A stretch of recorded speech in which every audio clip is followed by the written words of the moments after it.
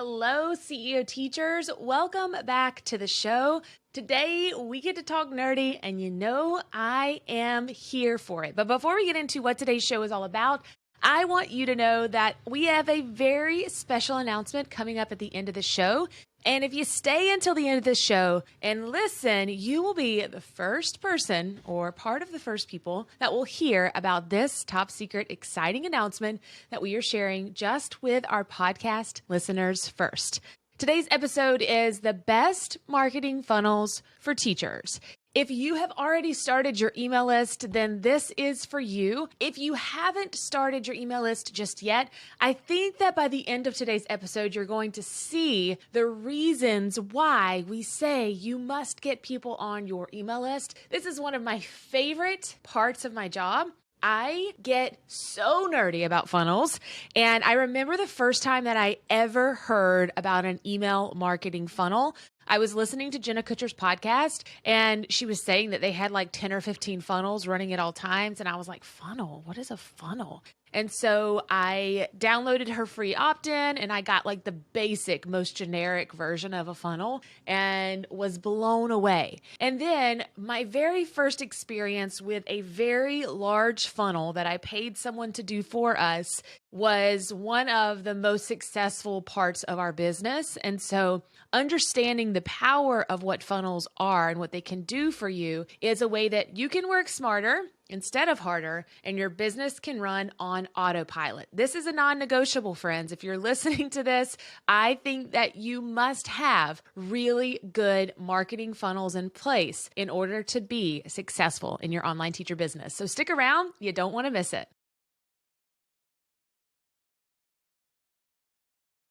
Rory Vaden, one of my favorite authors, said funnels aren't easy to build, but they are simple to build. And you only have to build one successful one to be able to change your life. And he is so right with that. I'm a very visual learner. And so the first time I saw a funnel mapped out, I was like, holy cow.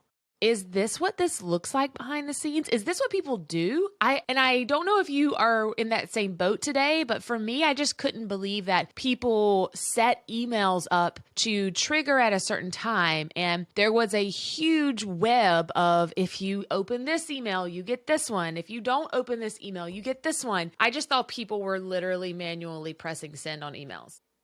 And that's what I did for the first 10 years, the first 5 years. But the best marketing strategy ever, according to Gary Vaynerchuk, is care. And what a funnel does is it allows you to care for your people on autopilot. It allows you to be present and to nurture your audience without feeling like you have to be inside of your direct messages every day or inside of your inbox every day. It's the conversation starters. It's the little bit of nurturing that you get to do on a daily basis that doesn't require you to put out more effort in exchange for a conversation with someone. Marketing funnels are also called pipelines, conversion funnels, sales funnels, or even simply part of the customer journey, depending on the nature of your business. But a marketing funnel is a clear path for your customer to have an idea from maybe a freebie or a download to go from that idea to a paid product. It's a way to make this entire journey streamlined, and it makes purchasing easy peasy. I don't want to lie to you though, and I want to be serious. I'm inside of a lot of Facebook groups through Kajabi or through Teachers Pay Teachers, and I read people that say, no one bought from my funnel. It is not as easy as plug and play. It is not as easy as here is the 5 email funnel that's going to make you $100,000. However, there are strategies that you can implement that will help you make money on autopilot. But nothing in this world of online marketing is plug and play. And nothing in this world is evergreen, meaning that you'll never have to go back and revisit it. If it were that easy, everyone would be doing it. 96% of visitors are not ready to make a purchase when they come to your website for the first time. However, they are willing to provide their contact information in exchange for valuable content, which is why you must get their attention for a reason. You want to give them something of value. The average landing page conversion rate is only 2.35%. We have a formula for our CEO teachers, and most of our students, especially in the beginning, are converting much higher than that, anywhere from 25 to 60%. But here's the thing, is that your conversion rate is going to depend on the amount of traffic that you get. For example, if 100 people come to your website, your conversion rate might be a lot higher than someone who has 100,000 people that land on their website.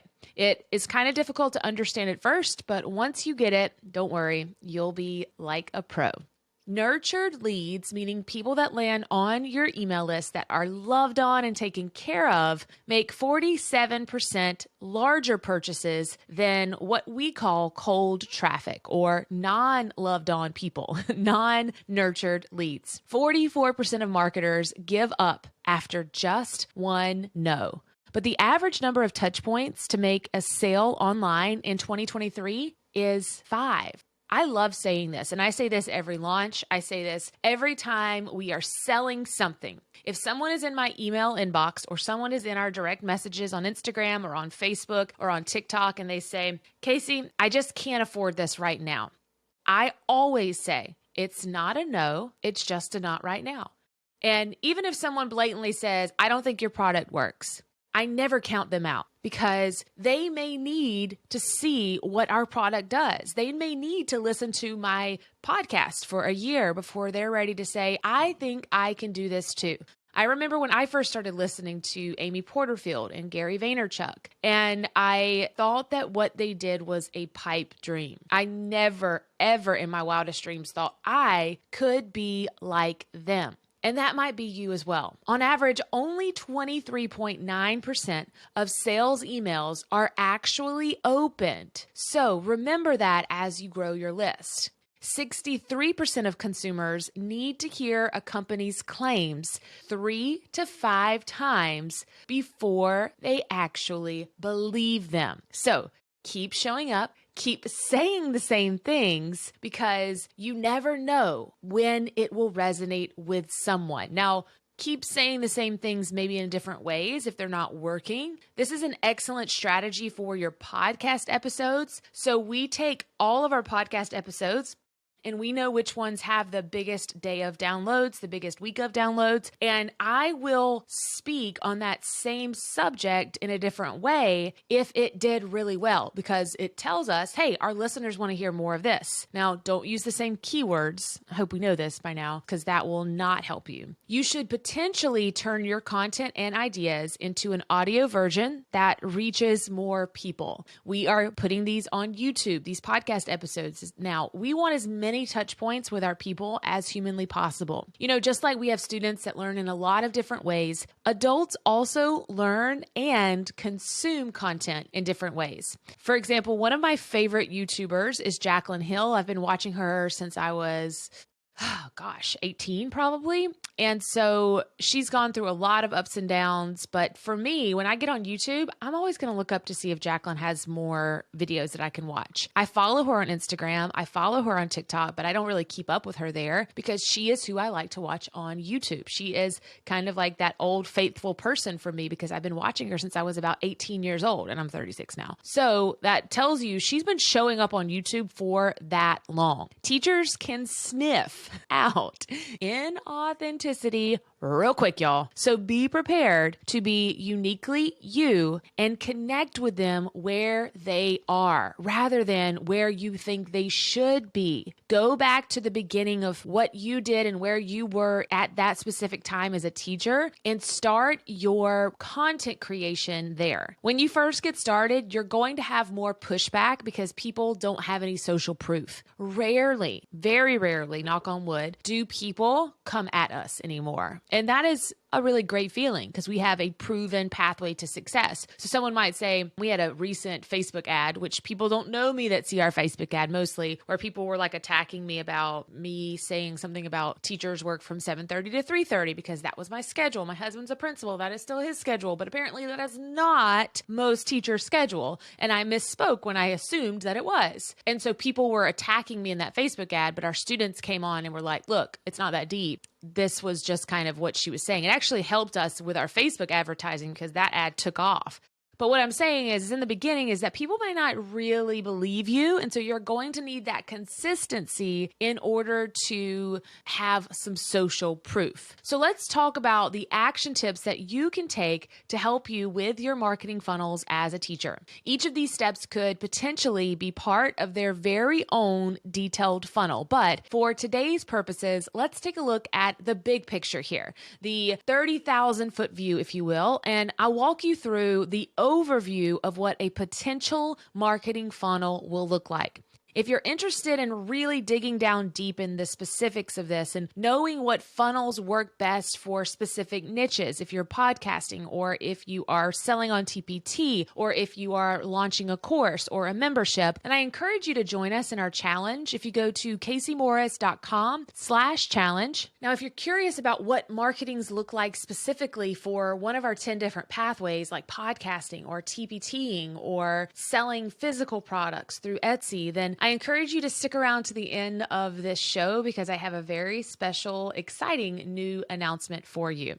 Basically, how your ideas lead teachers down a path towards your signature content is in funnel form. So first and foremost is that you must have a lead magnet. This is your opt-in. This is your freebie. This is your awareness stage. This is when you tell people, hey, I can help you with X, Y, Z. We call this the top of the funnel. This is where you want to reach the most people. Here, if you're imagining what a funnel looks like, the opening of a funnel is larger than the bottom of the funnel. You're trying to bring as many people into your world as you can to throw them in the top of your funnel. Now, you're going to weed some people out because you're not always going to find your people here. But if you're able to fill your funnel by giving people something of massive value, a lead magnet, an opt-in, or a freebie, I'm not talking about free resources here. We'll talk about that in just a second. Being able to fill your funnel with warm and cold traffic will help you offer something big later on down the road.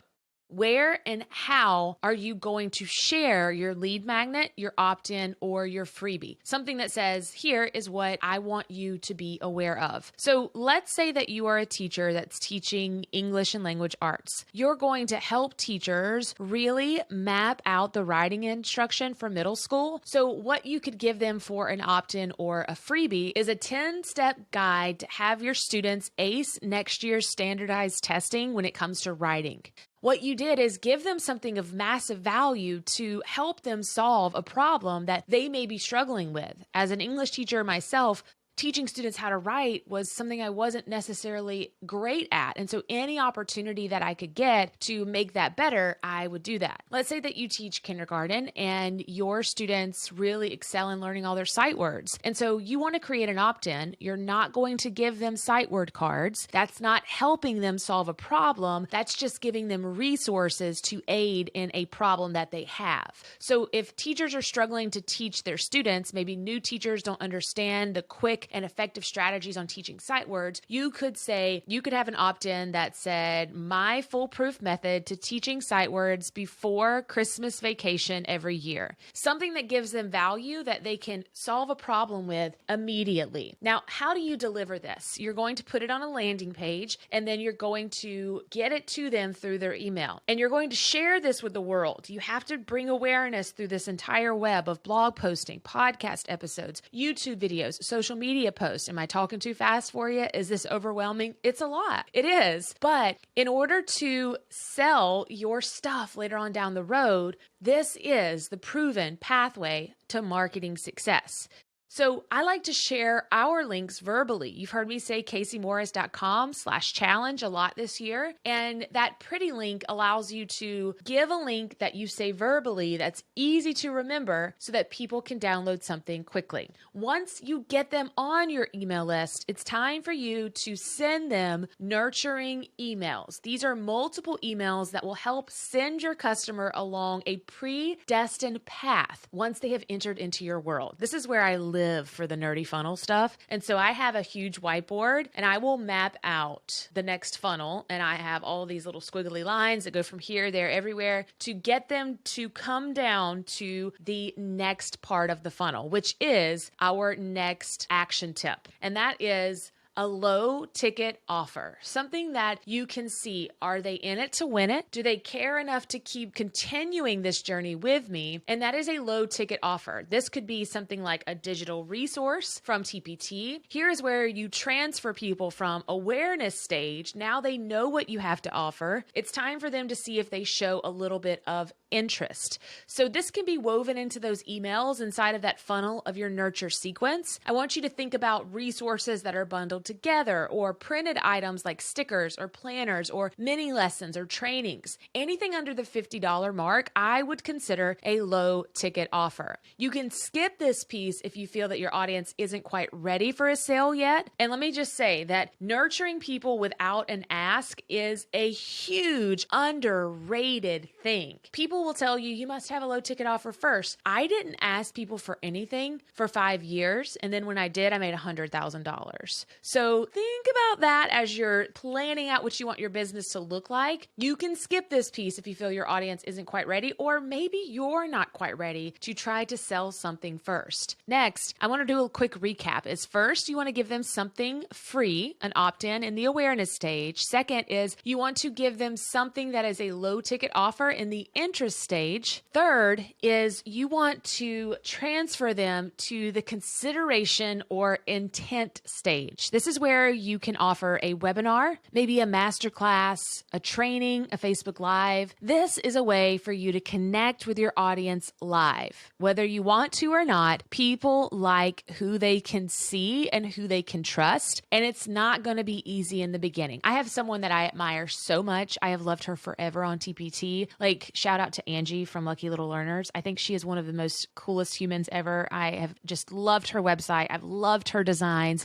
If you've never checked her out, you should. But she messaged me the other day and spoke about how well I speak on camera now. That was like the ultimate compliment. First, coming from her, but second, because it has not always been this way. If you go back and look at some of my first YouTube videos, they were really, really a struggle. And so it takes time for you to master really working on webinars, trainings, Facebook Lives. I've been in this line of work talking to this camera now for 4 years, and it's allowed me to build this snowball of continuation. So Angie, just a shout out to you. Thank you for saying that. But a live training, it follows a typical pattern. You're going to teach a single topic, and then you would use a Facebook Live to further the connection. Maybe your people are getting stuck on how to use a product. I think about one of our students, Tara. She's been on our show before, but she helps children with autism. And so she has these books that she gives in her membership. And she does these Facebook Live challenges where she shows you how to create the books, and then you share your book with other people as she goes live. Being able to show people how to use something and how to apply it in their own lives is really what's going to allow them to make that transformation and to step in and join your program or service.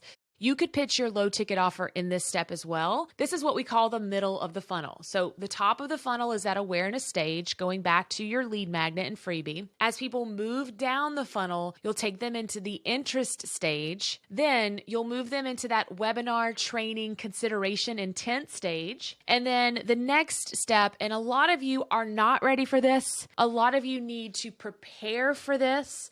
This is not something that just comes overnight, but the next stage is the purchase stage. And here is where I want you to make the biggest bang for your buck. This is where you should have your big ticket offer.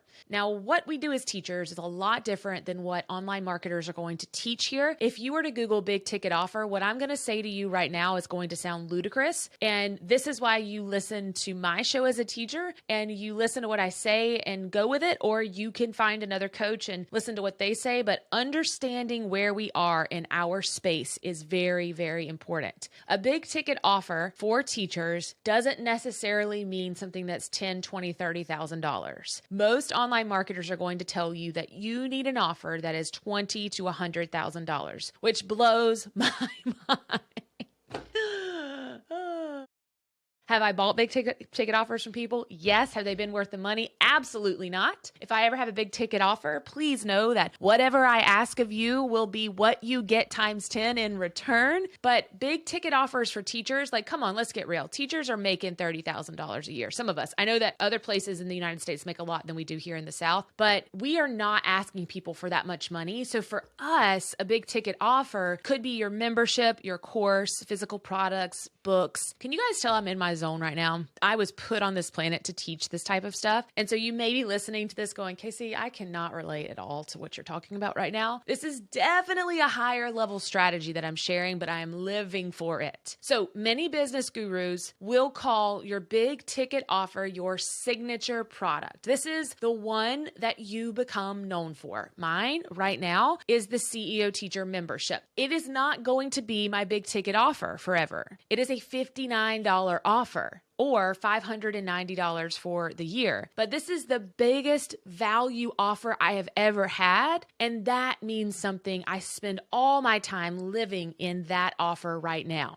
And this is where you get people to the bottom of the funnel. At the very top, we threw people in, we moved them down, and now it's time to make a decision. You're either in or you're out. It's either a heck yes or it's a no. Do you need to know the end destination today? Where you're going to send them? What that membership, what that course, what that physical product, what your book looks like? Absolutely not. Do you need to know what it'll be before you begin your funnel? No. Remember, not asking people for anything and just being consistent will pay off tenfold. Should you at least know who you serve and how you will show up? Probably, but does it always happen this way? No.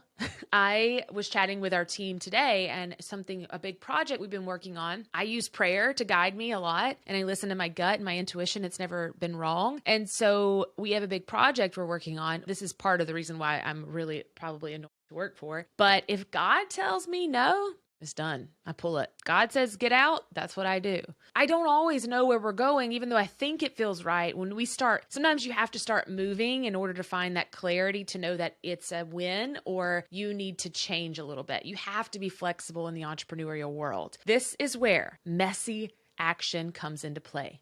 I love it. I heard Jenna Kutcher, I brought her up a few times today, but once say that the difference between her and some other people is that as an entrepreneur, if she's on a boat and someone says jump, people will normally say, well, I will if there's a net, if there's like you can throw a net to me or if I have a life vest on. And Jenna said, I'm just going to jump. I don't need any, I'm just going to jump. And I do that in the business world. And I thought, wow, it's a really good analogy to realize that sometimes you just have to have that leap of faith to say, I'm confident in who I am and who I serve, and that this will work. And when you can undeniably know that in the gut and in your soul and your being, it will always work. I just want you to think about the ways that you can help your audience. And then I want you to ask them, what do they need? That's meeting them where they are. That's really streamlining your process. While you are deciding how you can help, don't forget to think about the ways you are most comfortable showing up consistently, ready to share your knowledge. Podcasting might be your platform if you are the teacher who loves to paint a picture with words,